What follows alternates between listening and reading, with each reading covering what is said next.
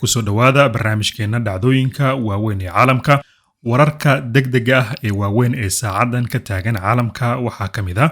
kooxda wax iska cabinta ee reer Lubnaan oo weerar xoogan ku qaaday gudaha waqooyiga Israa'iil. Khasaarihii ka dhashay ayaanu eegi doonaa iyo barakac laga soo sheegayo qayb ka mid ah waqooyiga waddanka Israa'iil. barnaamijkeena sidoo kale qodobada aad ku daawan doontaan waxaa ka mid ah kooxda wax iska cabinta reer Falastiin ee Hamas oo iyana bayaan ka soo saartay khasaare ay gaarsiisay ciidamada Israa'iil kadib weerar xoogan oo ay ku qaaday deegaano ka mid ah daanta galbeed, halkaas oo militariga Israa'iil dhawaanahanba ay ka sameynayeen howlgallo military. shacabka reer Falastiinna waxay gaareen guul kale oo weyn kadib markii loo ogolaaday in ay kursi rasmi ah ay ka helaan fadhiga 79aad ee golaha loo dhan yahay qaramada midoobay. tallaabadaasi waxa ay ku timid iyo waxa ay uga dhigan tahay dagaalka shacabka reer Falastiin ay ku jiraan ayaanu eegi doonaa, iyo Ruushka oo bilaabay in 100 ka mid ah dagaalyahanadiisa awoodda badan uu kala soo baxo dalka Burkina Faso si ay gacan uga geystaan dagaalka Ukraine oo weji kale oo cusub la soo baxay maadaama hadda ciidanka Ukrainiyiintu ay bilaabeen inay weeraraan caasimadda waddanka Ruushka ee Moscow. dhanka Soomaaliya iyo Ethiopia haddii aynu eegno, Ethiopia oo bilowday in ay barido Soomaaliya kadib markii ciidamo Masar ah iyo hub fara badan la keenay gudaha dalka Soomaaliya. war hor leh oo ay ka soo saartay Ethiopia khilaafka kala dhexeeya Soomaaliya ayaanu eegi doonaa. badda cas ilaa Yemen, Xuutiyiintana waanu eegi doonaa wararka ugu waaweyn ee ka soo baxaya. bal marka hore aynu ku bilowno kooxaha wax iska caabinta ee reer Lubnaan oo bartooda Telegramka ku shaaciyay in dagaalyahanadoodu ay gantaal la beegsadeen fariisiin ciidamada militariga ee Al-Majr ee waqooyiga Israa'iil. Xisbullah waxay ku warantay in weerarkaasi ay fulisay 8:50 daqiiqo oo AM ah,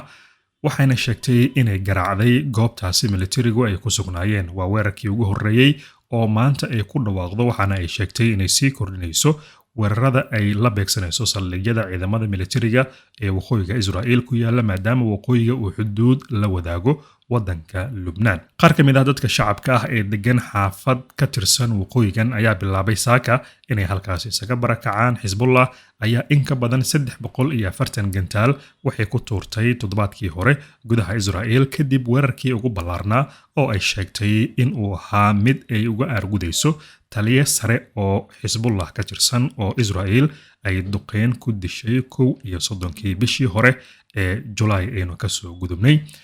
dhinaca kale, kooxda wax iska cabinta reer Falastiin ee Hamas ayaa soo saaray bayaan ay ku ammaanayaan waxa ay ugu yeereen howlgal geesinimo leh oo laba jibaaran oo ay ka fuliyeen daanta galbeed ee la haysto, iyaga oo sheegay in ay ahayd fariin cad oo la iska indhatiri karin oo aan ahayn mid ay ku raaxaystaan ciidamada Israa'iil balse ay tahay mid ay ka naxeen. waxayna sheegeen inay sii laba jibaari doonaan weerarada ilaa duulaanka arxandarada ah ee Israa'iil ay ku hayso daanta galbeed iyo guud ahaan ee dalka Falastiin ay ka joogsanayaan. Hamas ayaa sheegtay in 2 weerar oo waaweyn ay u geysatay ciidanka militariga Israa'iil. mid waxay sheegtay inuu ka dhacay kaalin shidaal oo ku taala deegaanka sharci darrada ah ee Gush Eastern la yiraahdo oo Israa'iil ay halkaasi ku sugnayd markii weerarkaasi ay fulinayeen. waxaana ay sheegeen in weerarkii labaad uu ka dhacay deegaanka isna la yiraahdo Tuzar oo qiyaastii 8 kiiloomitir u jira halkii markii hore ay weerareen. qaar ka mid ah askarta ciidamada Israa'iil ee ku sugan halkaasi ayaa khasaaro ka soo gaaray, waxaana la sheegayaa in gawaari waaweyn oo kuwa militariga ah ay halkaasi ku burbureen. militariga Israa'iil weli warkama aysan soo saarin, laakiin weerarkaasi waxa uu imaanayaa maalin kadib markii Israa'iil ay dishay mid ka mid ah taliyaasha sarsare ee kooxdan ee ku sugnaa daanta galbeed. kooxdan Hamas laftirkeeda waa ay ka tacsiyeysay dilkaasi, waxaana ay sheegtay inay u aargudi doonto. dhinaca kale, shacabka iyo dowladda reer Falastiin ayaa guul kale oo taariikhi ah gaaray kadib markii ergeyga Falastiin u jooga qaramada midoobay uu ku dhawaaqay in ay ka qaybgalayaan kala fadhiga 79aad ee golaha loo dhan yahay ee qaramada midoobay markii ugu horreysay iyagoo helaya kursi rasmi ah. laga bilaabo kala fadhiga 79aad ee golaha guud ee qaramada midoobay, waxaan markii ugu horreysay aynu heli doonaa kursi rasmi ah. waxaad heli doontaan dowlad Falastiin ah oo fariisata inta u dhaxaysa Sri Lanka iyo Suudaan. ergeyga ayaa sidaasi waxa uu ku qoray bartiisa Twitterka. qaraarkan ayaa waxa uu Falastiiniinta u siinayaa xuquuq iyo mudnaan dheeraad ah oo ay uga qayb qaadan karaan qaramada midoobay kala fadhiyadooda taasoo muujinaysa kor u kaca heerka ay leedahay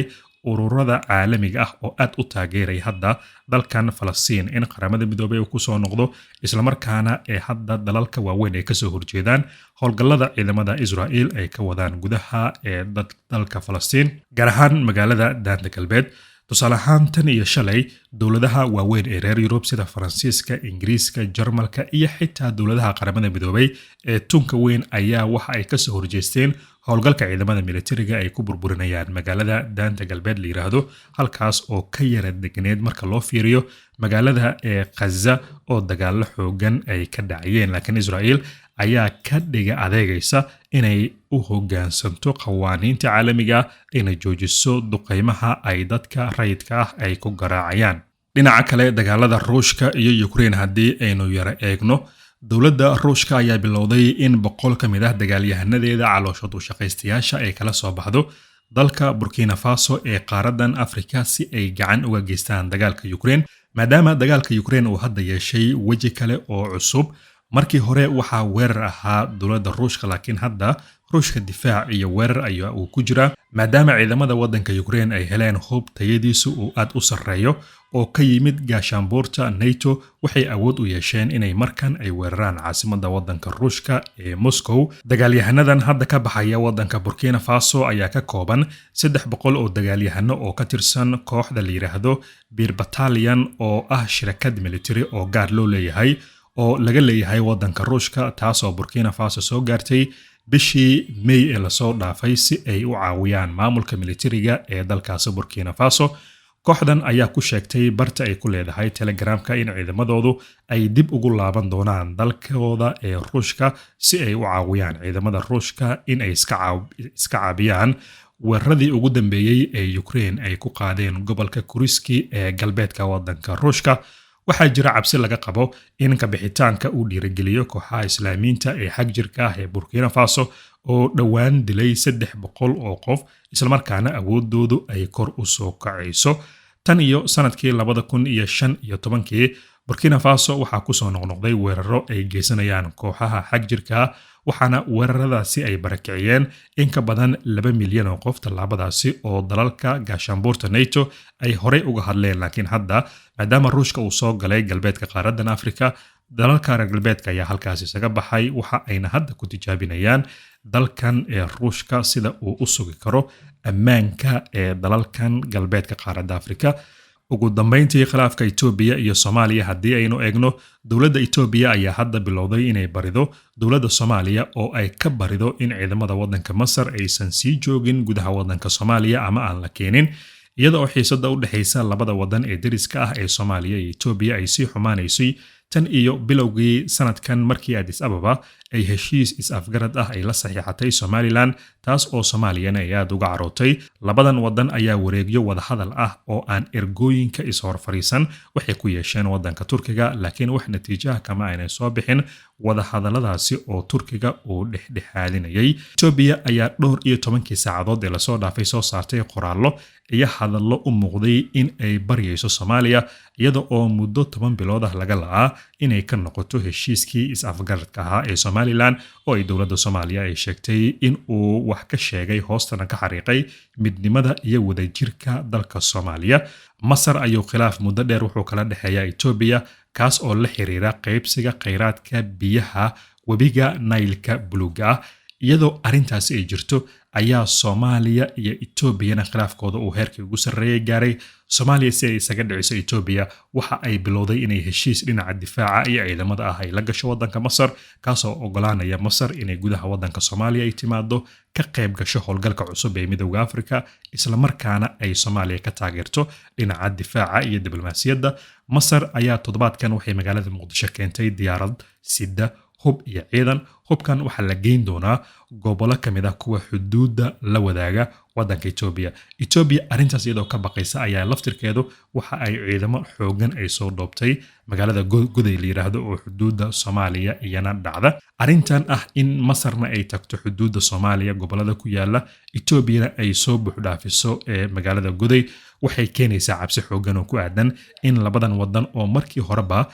ku khilaafsanaa webiga Nile-ka inay markan ay halkaas isaga soo dhawaan karaan. Laakiin dowladda Soomaaliya ayaa aaminsan iyada oo difaacaysa nabadgelyadeeda, amniga qaranka iyo midnimadeeda in wax walba oo dalka ay ku difaaci karto ay sameynayso. Masarna taariikh xoogan oo muddo dheer ah ayaa kala dhexeeya waddanka Soomaaliya. Waxaa la eegayaa xaaladda siday noqon doonto iyo haddii dalalka gobolka iyo kuwa kale oo waaweyn oo Mareykanka uu ka mid yahay sida ay arrintan ay